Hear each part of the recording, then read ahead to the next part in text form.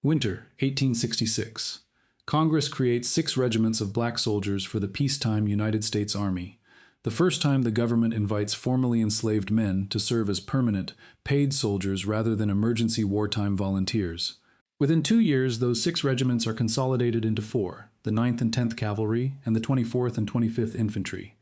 Most of the men who fill the ranks were born enslaved, many of them just a year or two removed from a plantation ledger that had counted them as property rather than as people with a surname worth recording accurately. The Army paid $13 a month, offered food, a uniform, and a horse for the cavalry regiments, and for thousands of formerly enslaved men it was the first steady, legal wage the country had ever allowed them to earn.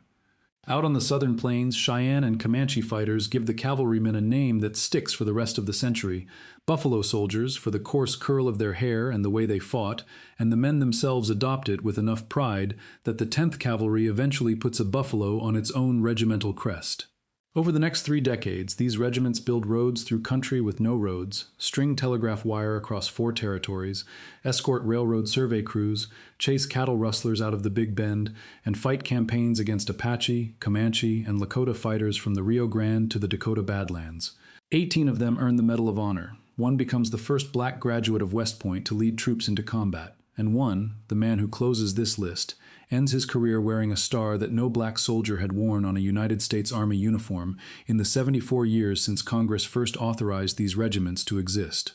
Behind every one of them sits a paper trail, enlistment papers, muster rolls, pension files, held today at the National Archives, and the surnames on those papers turn up in family trees across the country now, in Texas, Tennessee, Kentucky, Nebraska, and dozens of states these regiments never even served in, carried there by soldiers' children and grandchildren who moved for work, for family, or simply for a fresh start somewhere the Army had never posted their fathers. Sometimes a line runs straight back to the soldier himself. Sometimes the surname carries a different kind of story, one that has less to do with blood and more to do with what freedom let a man choose to call himself. If you're enjoying this story so far, don't forget to hit the like button and subscribe. Drop a comment telling me where in the world you're watching from. I love hearing from you. A word on the records before the countdown itself starts, because this list depends on distinguishing evidence from coincidence the same way any serious genealogical claim should. The National Archives holds a compiled military service record for nearly every man who wore this uniform, along with pension files that often include depositions from family members, fellow soldiers, and neighbors sworn under oath. Those documents are the backbone of everything that follows. Unlike the plantation records that came before them, they were compiled by a government bureaucracy with every incentive to get a name, a birthplace, and a physical description right, since a pension check depended on it decades later. But surnames still travel on their own, the way any name does once enough generations have carried it into enough different counties.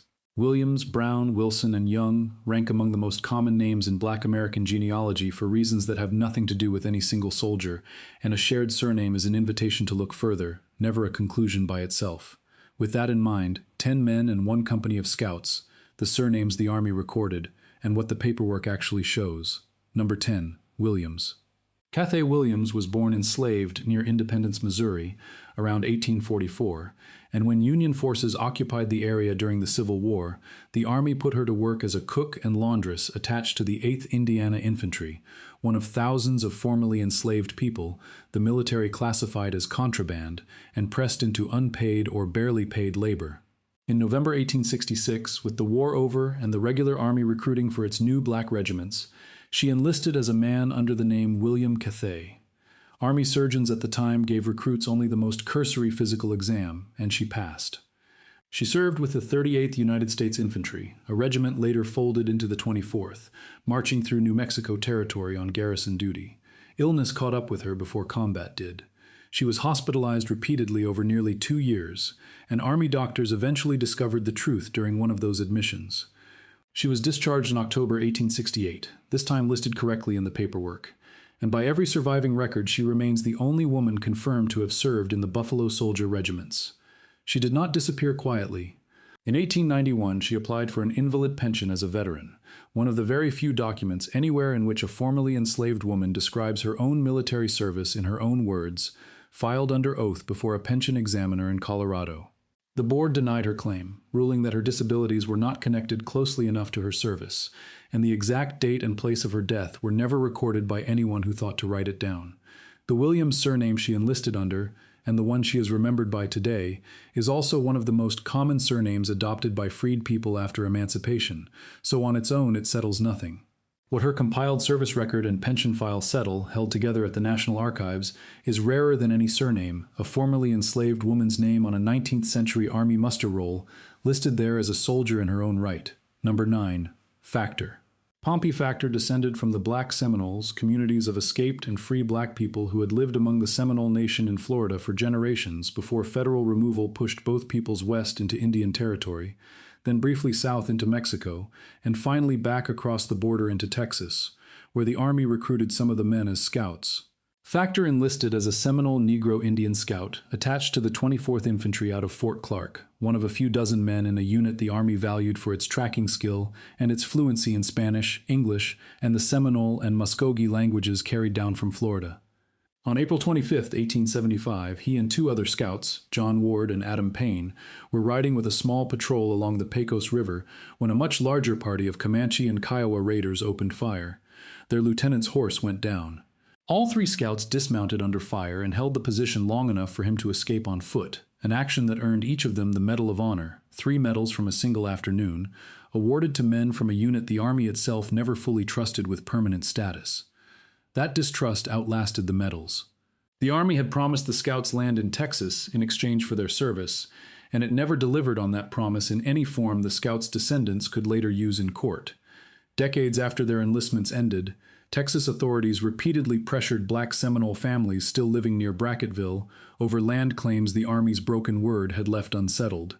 The Factor, Ward, and Payne surnames still run through black Seminole descendant communities today, in Brackettville, Texas, and in Nacimiento, Coahuila, across the border in Mexico, and in a reversal of how most Buffalo Soldier genealogy works, these families can often trace an unbroken line with real confidence, because the Seminole Negro Indian Scout Cemetery, tribal council records, and church registers, the community itself kept preserved details no federal courthouse ever bothered to record.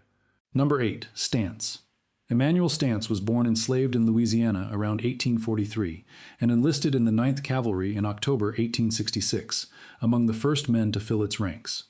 On May 20, 1870, leading a patrol near Kickapoo Springs, Texas, he recovered stolen horses and captured several raiders, action that made him the first black soldier awarded the Medal of Honor for service after the Civil War, and one of the earliest Buffalo soldiers to receive it at all.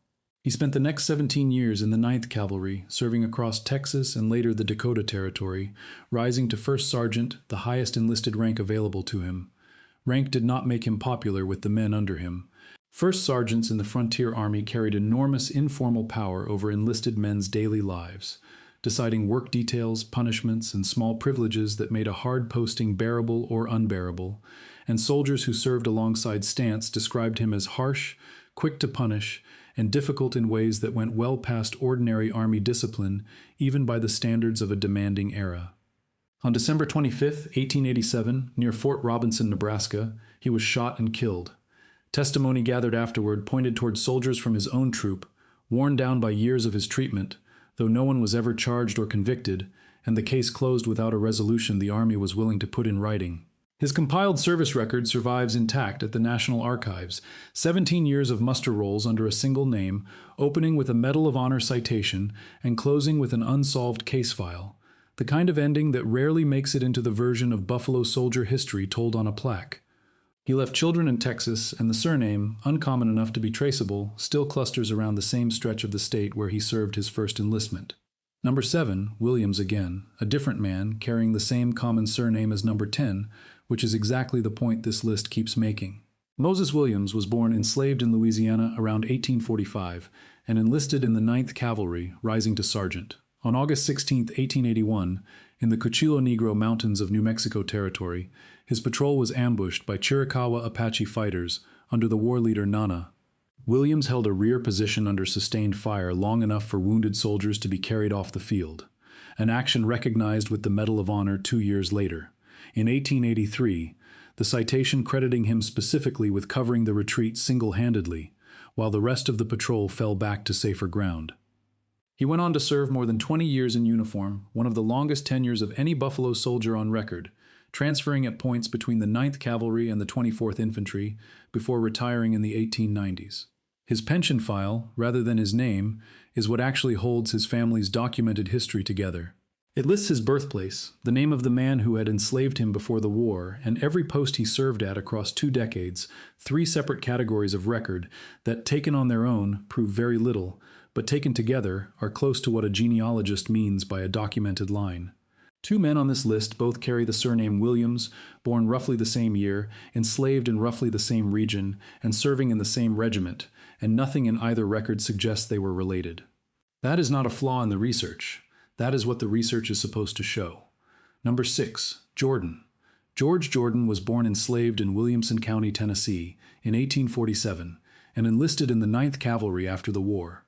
On May 14, 1880, then a sergeant, he commanded a detachment of about 25 men holding Fort Tularosa in New Mexico Territory against roughly 100 Apache fighters, refusing to abandon the civilians sheltering inside the post, despite orders that would have let him fall back to a safer position. He built breastworks out of whatever timber and wagon parts the small garrison had on hand, and kept the position through the night. 4 months later, at Carrizo Canyon, he held a defensive line again, this time against warriors under Victorio, until reinforcements arrived, a second engagement that few sergeants in the regular army were ever asked to repeat within a single season. The Army folded both actions into a single Medal of Honor citation issued a decade later, in 1890. Jordan served 27 years before retiring, reaching one of the highest enlisted ranks any Buffalo soldier held in that era, and settled afterward in Crawford, Nebraska, a small railroad town near Fort Robinson, where he ran a restaurant until his death in 1894. It is Crawford's own local records, town directories, a county death register, a grave marker, rather than anything the Army kept, that let historians and his descendants piece together what happened to him once the uniform came off. A soldier's compiled service record ends the day he is discharged. What comes after that date belongs to whatever town he settled in, and for genealogical purposes, that second, quieter record often matters as much as the medal citation does. Number 5. Mays, and Brown alongside him, because their story is really one story told through 2 names. On May 11, 1889, a paymaster's wagon carrying roughly $29,000 in Army payroll was ambushed near Cedar Springs, Arizona Territory by a gang of masked robbers firing from higher ground. The 11-man escort, drawn from the 24th Infantry, fought for nearly half an hour despite being outgunned and pinned down, several of them wounded within the first minutes. Sergeant Benjamin Brown kept loading and firing after being shot through both wrists, refusing to leave his position until ordered to. Private Isaiah Mays, shot through both thighs, crawled roughly 2 miles to the nearest ranch to raise the alarm. Both men received the Medal of Honor, along with several others from the same escort, which makes the Wham paymaster robbery one of the rare Army engagements in the West, where the medal recipients were defending federal property rather than attacking anyone. The Army paymaster himself, Joseph Wham, filed a lengthy claim afterward defending the conduct of his escort against early newspaper accounts that had unfairly questioned whether the soldiers had fought hard enough, testimony that helped secure the medals for the men who survived. The robbers were eventually identified and tried in civilian court, and an all-white jury in Arizona acquitted every one of them, despite evidence that later convinced most historians of their guilt, including private admissions some of the accused reportedly made once the trial was safely behind them. The soldiers who bled defending that payroll received medals from the same government whose civilian courts let the men who shot them walk free, a contradiction the official record states plainly enough on its own. Mays and Brown both remain common surnames across black genealogy broadly, but the compiled service records and the court-martial and trial transcripts tied to this single incident are unusually specific and well-preserved, exactly the kind of paper trail that turns a common name into a traceable one. If you're hooked on this story, make sure to subscribe and turn on notifications so you never miss an upload. Your support means everything and helps me bring you more emotional stories like this one. Number 4. Flipper. Henry Ossian Flipper was born enslaved in Thomasville, Georgia in 1856, and in 1877 became the first black cadet to graduate from the United States Military Academy at West Point, commissioned as a second lieutenant into the 10th Cavalry. He built an irrigation system at Fort Sill, still known locally as Flipper's Ditch, and served competently for 5 years across the Texas frontier. In 1881, he was court-martialed on charges of embezzling commissary funds. The court acquitted him of embezzlement outright, but convicted him on a separate, vaguer charge of conduct unbecoming an officer, and he was dismissed from the Army in 1882, the only black officer forced out of the service that way in the entire era. He spent the rest of his working life as a civilian engineer and surveyor across the Southwest and Mexico, consulting on mining law and land titles for private companies and later for the federal government itself, respected in circles that mostly never learned what the Army had done to him decades earlier. He wrote his own account of the court-martial and published it, insisting to the end that the case against him had been built on a misunderstanding of Army bookkeeping rather than any actual theft. He died in 1940, still carrying a dismissal his own defenders considered a pretext, dressed up as due process. In 1999, 59 years after his death, President Bill Clinton granted him a posthumous pardon, restoring his standing based on the same court-martial transcript the Army had used to end his career. Reread by historians and legal advocates with a century of hindsight, the original court did not have. His surname, Flipper, is rare enough in American genealogy that almost anyone carrying it today can trace a real connection with comparatively little effort, one of the few names on this entire list where the paperwork does most of the work by itself. Number 3. Wilson. William Othello Wilson was born in Yorktown, Virginia, around 1862, the same year emancipation reached that part of the state. He enlisted in the 9th Cavalry and rose to corporal. On December 30th, 1890, days after the killings at Wounded Knee, he carried messages alone through country full of Lakota fighters as part of what the Army called the Sioux Campaign, delivering communications that helped hold the cavalry's position together at a dangerous moment. He received the Medal of Honor for it the following year. Wilson's presence in that campaign sits inside one of the harder chapters of Buffalo Soldier history to sum up cleanly.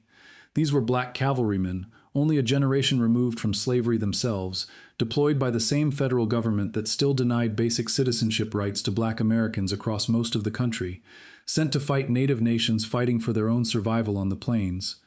His service record does not resolve that tension, and no honest account of it should pretend otherwise. The 9th Cavalry had already spent years on reservation boundary duty before Wounded Knee, patrolling the same lines the government kept redrawing smaller, and Wilson's own regiment would later be posted to guard some of the very land disputes that grew out of that winter's campaign. What the record documents is narrower and more specific, that he was there, what orders he carried out, and what happened because he carried them.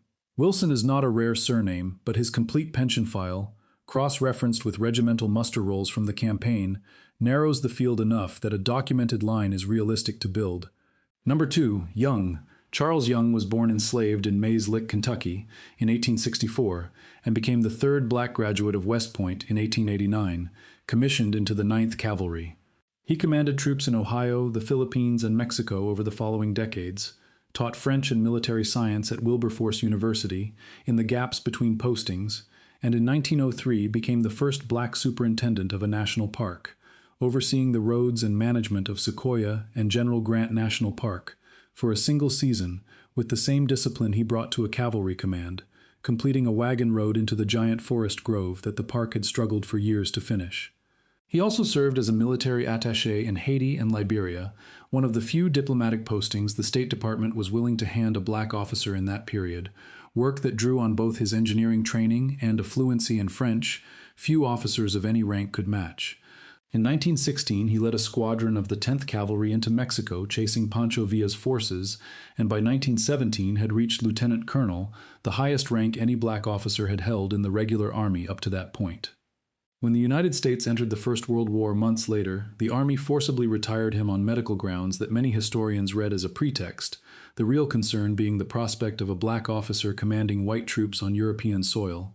To prove his fitness for service, Young rode roughly 500 miles on horseback from Ohio to Washington, D.C., and was reinstated days before the armistice made the argument moot.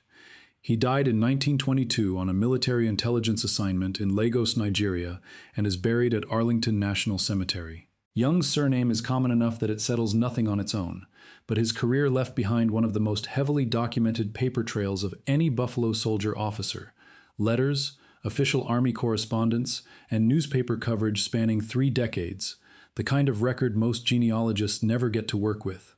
Number 1. Davis. Benjamin Oliver Davis Sr. was born in Washington, D.C. in 1877, 13 years after Charles Young, and roughly a decade after emancipation reached most of the country he was born into. He enlisted as a private with the 8th United States Volunteer Infantry during the Spanish-American War, then joined the regular Army's 9th Cavalry in 1899 as an enlisted trooper, riding the same regiment that had already made Sergeants Jordan, Williams, and Stance famous within its own ranks a generation earlier. He earned a commission in 1901, one of only a handful of black officers the Army carried on its books for the next 4 decades, an army that routinely assigned him to teaching posts at black colleges, Wilberforce among them, specifically to avoid the possibility of him commanding white soldiers. He served briefly as a military attaché in Liberia as well, following almost the same path Charles Young had already worn into that particular assignment, one of the very few overseas postings open to a black officer at the time. He waited, through 2 decades of postings deliberately chosen to keep him out of field command, through the same institutional resistance that had ended Flipper's career and delayed Young's. Davis stayed in uniform. In October 1940, with a second global war already underway in Europe, the Army promoted him to Brigadier General, the first black general officer in the history of the United States military, 74 years after Congress first authorized black soldiers to serve in its peacetime regiments at all. His son, Benjamin Oliver Davis, Jr., would go on to command the Tuskegee Airmen in the war that had prompted his father's promotion. The Davis surname is not rare, and on its own it proves as little as Williams or Wilson does anywhere else on this list. But the line connecting a private who enlisted in the 9th Cavalry in 1899 to a general's star in 1940, and from there to a son who commanded one of the most celebrated units in American military history, is documented start to finish in commission records, promotion lists, and correspondence the Army itself was eventually forced to keep. It started on the same muster rolls as Jordan, Williams, and Stance. It ended somewhere none of them lived to see. None of this proves a family connection by itself, and it would be dishonest to pretend otherwise. Williams, Brown, Wilson, Young, and Jordan all rank among the most common surnames in Black American genealogy, for reasons that have nothing to do with any single soldier on this list. There is a deeper reason for that, one this list has been sitting inside of the whole time without naming directly. When slavery ended, formerly enslaved people did not inherit surnames the way most American families think of inheritance, passed down cleanly from a father's father across centuries. Freedom meant choosing a name, sometimes keeping the surname of the family that had enslaved them because it was the only name a courthouse clerk or an army recruiter would accept without argument, and sometimes rejecting that name entirely in favor of something chosen on purpose, a president, a founder, a word that simply meant something to a person building a new life out of nothing the law had ever let him own before. That is part of why George Washington's surname became, within 2 generations of emancipation, one of the most heavily black surnames in the entire country. A Buffalo soldier's surname carries that same possibility. It may run back through his family in an unbroken bloodline the way a European settler's name often does, or it may be a name he declared for himself the year he stopped being property, and there is no way to tell which from the surname alone. That is exactly what makes the paperwork behind the name worth more than the name itself. The compiled military service records and pension files held at the National Archives for these regiments are unusually rich by the standards of 19th century black genealogy generally, because a pension claim required sworn depositions, sometimes from a soldier's mother, his commanding officer, a neighbor, or the midwife who delivered him, statements that survive today as some of the only written record of an enslaved or newly freed family's existence before the war ever touched them. The National Buffalo Soldiers Museum in Houston and the Buffalo Soldier National Museum both maintain exhibits and record indexes built from exactly this kind of material, cross-referenced against Pension Bureau files the Army itself did not always keep straight the first time, and both institutions field research requests from descendants year-round, not just from professional historians. If one of the names on this list sits somewhere in your own family's story, a courthouse tradition, a photograph nobody could ever quite explain, a surname that keeps showing up in the wrong century for anyone to be certain, that is a reason to start looking, not a reason to assume you already know the answer. Pull the compiled service record first, then the pension file behind it, then the affidavits inside that file, in the same order the pension board itself worked through them more than a century ago. Census records from 1870 and 1880 can help confirm a birthplace or a household before enlistment, and regimental muster rolls filed separately from the pension system can place a name at a specific fort on a specific date if the service record itself is incomplete or damaged. Some of these searches end quickly, with a birth year or a county that simply does not line up. Others take years, moving between the National Archives in Washington, a county courthouse in Tennessee or Louisiana, a state historical society, and a family Bible nobody had opened in 2 generations, its front pages carrying names and dates in handwriting nobody left alive can quite place anymore.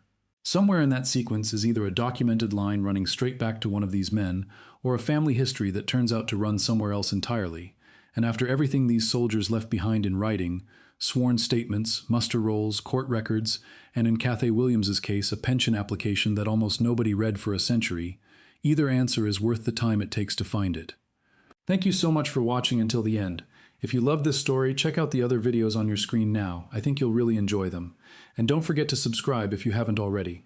See you in the next story.